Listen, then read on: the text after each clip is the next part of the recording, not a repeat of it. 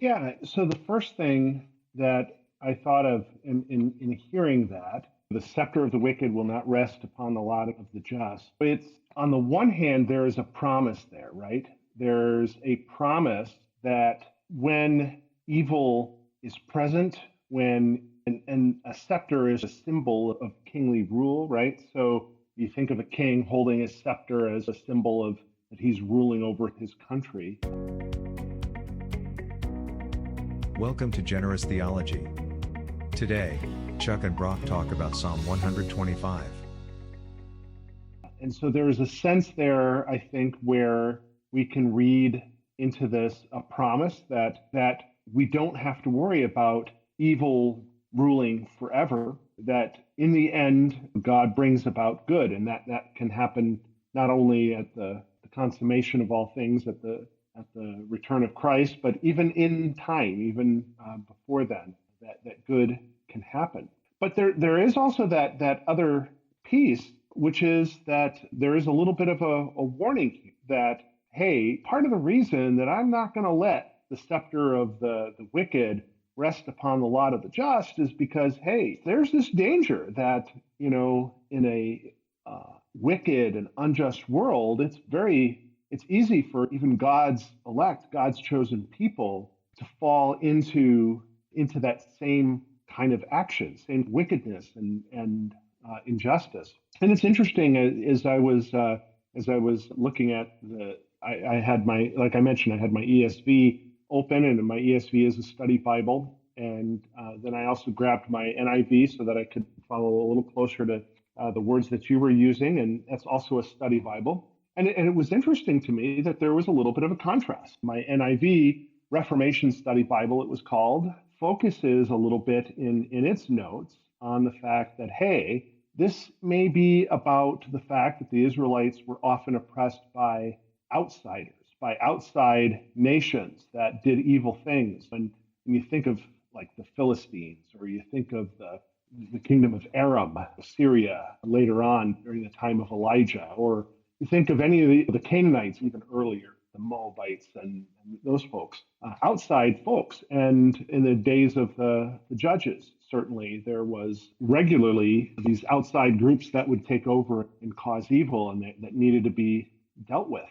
But then in the ESV Study Bible, there's also a reference to, no, this could also be talking about the evil that happens right within the kingdoms of Israel and Judah. And then I think of that whole list of kings that you get in Kings and Chronicles. And when I was in sixth grade, and my wife went to the same school that I went to, she was a year ahead of me, but we both had the same teacher for our Bible class, Mr. Ritz. And a funny story that Mr. Ritzma ended up being the first principal that my wife Kim taught under when she became a teacher in Wisconsin. But we had him as a teacher in Iowa. And one of the things that he did was, when you were in seventh grade, you learned about the kings of Israel. And he had us do a project where we would go through the kings of Israel and Judah and turn in, not a folder, but one of these three-hole punch sheets, a whole bunch of these three-hole punch sheets that are put together into kind of a portfolio, and you'd have information about each of the kings and tell about them. But of course, one of the key pieces of information was whether they were evil or good. And when you read in Kings and when you read in Chronicles, you get all this information about this king was good, he did what was right in God's sight. This king was evil, he did what was evil in God's sight.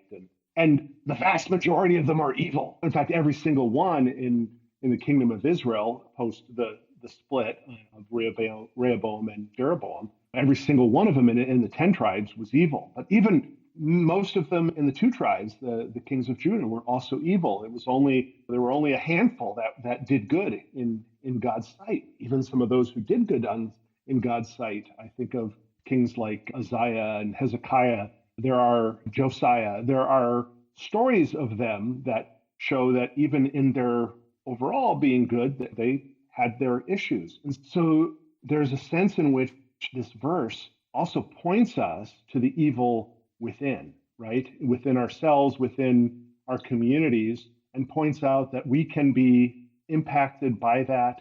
And in some ways, maybe even more when outsiders are doing evil upon us. It's a little easier to recognize that it is evil and just stand outside that and say, I'm imagining today, Ukrainians, it's very easy for a Ukrainian today to go to look at the Russians and go, man, those people are evil because it's happening. Evil is coming in and invading Ukraine and doing all these terrible things. It's a little harder though when it's in yourself and you look at yourself and say, oh man, we've got evil among us. Our leaders are evil. Our kings are evil. Our leaders, even in our churches or whatever, are evil. And because it's harder, it's also easier to miss it or to purposely avoid thinking about it, and then to ourselves get caught up into that. And in thinking about that, I actually went and grabbed one of my copy of Calvin's commentaries. And Calvin, in his commentary on this psalm, on verse 3, he says, the reason is added why God will not suffer the wicked always to triumph over the righteous, namely, lest the just, overcome by temptation, abandon themselves wholly to sinning, a reason which ought to be carefully marked. Hence, we gather that God, from his willingness to bear with our weakness, moderates our adversities. I love that last part. Calvin is pointing out that, yeah, it's very possible that even the good, even the elect, can be overcome by temptation, and total depravity is a real thing, or they can abandon themselves wholly to sinning.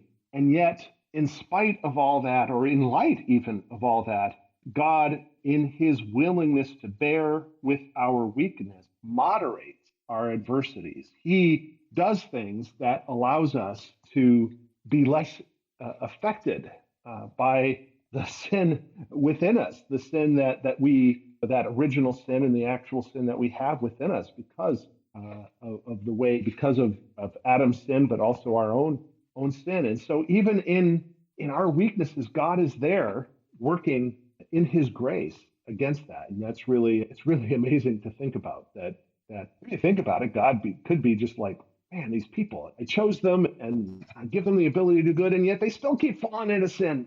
But no, his answer to that is no, I'm going to be faithful to them.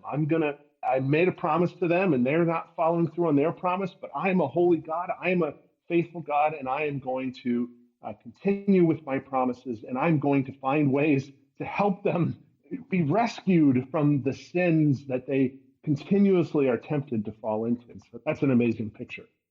Yes, it is, Chuck. Wow, what a picture. That is so well considered. I'd like to share this with you and with our listeners as the day today that you and I, Chuck, are recording this episode is the fourth anniversary, 4 years to the day since I underwent a crucial surgery to try to deal with a stage 4 cancer in my body. And what had happened was the previous summer, I had started noticing a pain in my abdomen, and it wasn't a splitting pain. It wasn't a searing pain, a sharp pain like being punctured with a dagger. It was just a dull, throbbing pain. And when it first appeared, I thought, oh, I must have pulled something. I must have injured it. I'm just going to give it some time to heal. But I gave it some time, a week or two, and surprisingly, the pain didn't go away. And I thought, I just need to give it a little more time. Or maybe there's something in my diet that's irritating. Or maybe it was some environmental factor. I really didn't know. I was starting to get concerned. But at the same point in time, it wasn't a stabbing pain. It wasn't unbearable in those early stages. And as the days turned into weeks and the weeks started to turn into something longer and we reached the end of the summer season, I started to consider that this pain wasn't going away and that this was unusual. And so finally, I was able to go and have the doctors take a look. And of course, I was devastated with their diagnosis. And there's more to tell there. But the point I want to make here is in between the diagnosis and the time of my operation to try to remove the diseased tissue, that dull pain started to drive me insane. No, I'm not saying I lost my marbles, but what I'm saying is even that dull pain, because of its continuous nature, was starting to drive me mad. Now, when I had my diagnosis, oddly enough, I had a very strong peace, the peace that passes all understanding, Chuck. When the doctor told me what my condition was, instead of being dismayed, I did have this very strong sense of peace. However, as the time between my diagnosis and the operation was passing, I found that continual presence of the pain was taking me out of my mind. And there were times when the pain was almost unbearable. And there were one or two times very close to my surgery where I almost lost it. And I had this feeling that if I lost it, something really bad and unwholesome would happen. I had that apprehension. And so, of course, I'm praying for grace to be able to take this pain. And I have to tell you, the day of the surgery came. And when you have surgery for things, doctors like to ask you, are you sure you would like to have your tissue removed, that you would like to have this operation? Because it's a very serious thing.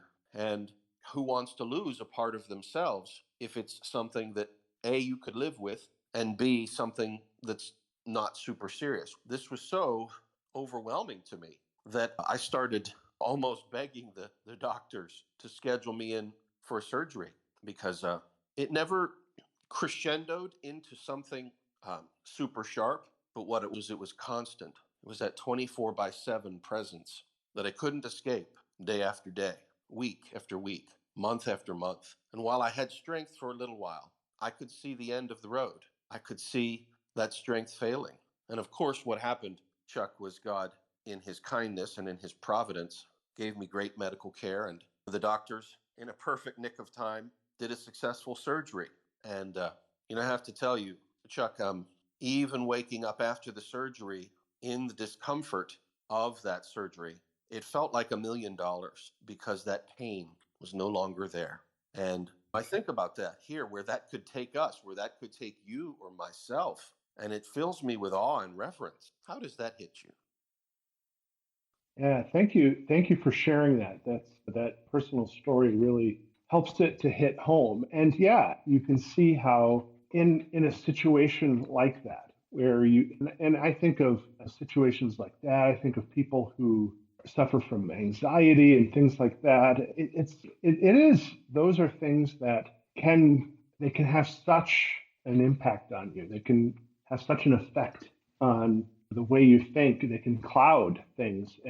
But praise God, we also have a God who will, as appropriate, will relieve us of some of those things in the right time. And in your case, it was by providing surgeons who are able to do the surgery. In other cases, it may be maybe other ways of doing it. But yeah, absolutely, I can completely see that, and your story is really helpful in seeing that as well. I think too, even of just there's, I, I was thinking of folks who are perhaps it's a less, in some ways, it seems like a less dangerous situation.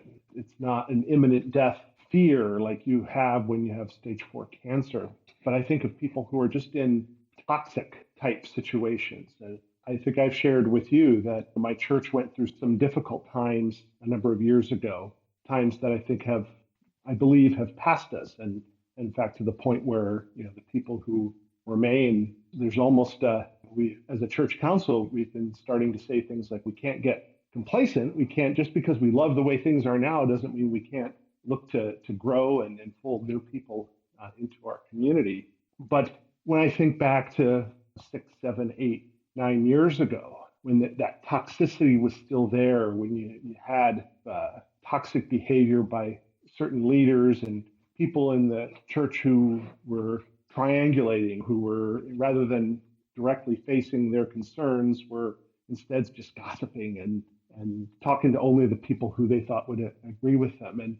And that had such a negative effect on everybody, even those who were not necessarily inclined to start complaining about things or start gossiping. And I remember that feeling as well. In fact, I remember one conversation I had with not somebody who was a member of our congregation, but somebody else, where I just said, I'm not sure I can stay here. I'm not sure that I'm going to be able to stick it out.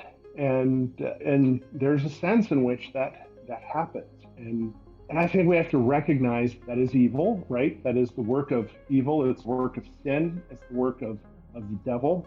And he works in a lot of different ways. But he also works with the sin that we have in our own hearts. And often when it's the sin in our own hearts, it's the hardest to recognize. And yet we have a God who, just as he provided the means for you through the surgeons to eliminate that pain that was having such a negative impact on your life and your ability to enjoy life and to enjoy the good things of God. I think that happens as well. God takes away and will help his people by taking away the negative impacts of our own sins as well. And the thing is that cancer, you can't say that you didn't deserve that. There's no one who deserves to have a stage 4 cancer in their body per se, right? It's certainly an effect of sin. And some of our own sins, you can almost say, yeah, you deserve that. You folks in the church, you're fighting over every little thing. You can't even agree whether to sing one song or another, or you can't agree about this or that or the other thing. It's your own fault. But no, that may be true, but God protects us from those things as well.